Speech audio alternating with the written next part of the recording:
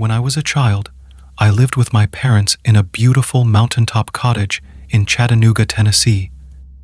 It wasn't a big house, but it was a paradise for a small child who loved the outdoors.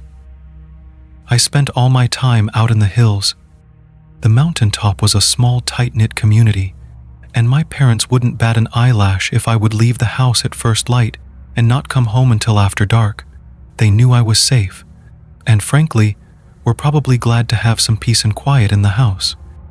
My childhood days of adventuring came to a sudden end a week after my 11th birthday.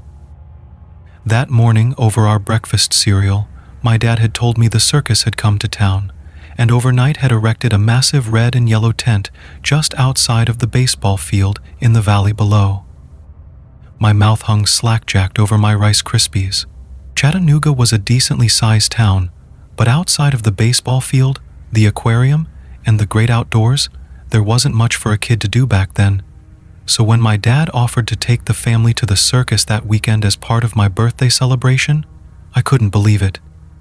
I made sure the hug I gave to my dad every morning lingered a few seconds longer that day before I ventured out onto the mountaintop forest.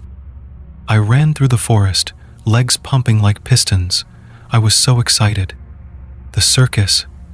How lucky was I to have such a good dad? I finally reached my destination, a tall pine that rested on an overlook that jutted out over the valley below. I was going to get a glimpse of that circus tent. I don't remember anything else that day. I still wonder if I ever got a brief glimpse of that tent.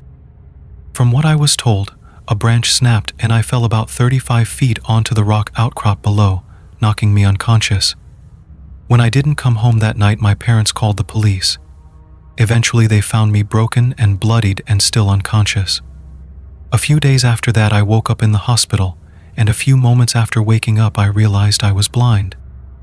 I hit my head on that rock outcropping in just the right way to knock loose something in my brain, and, just like flicking a switch, I lost my vision.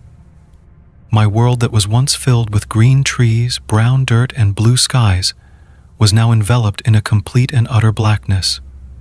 The next few years were hard, very hard, but like all things, you get used to it.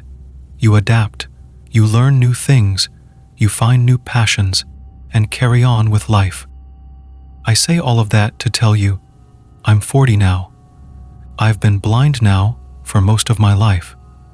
I've grown and adapted, and after several years, I finally feel like I'm able to be happy with my life. I have a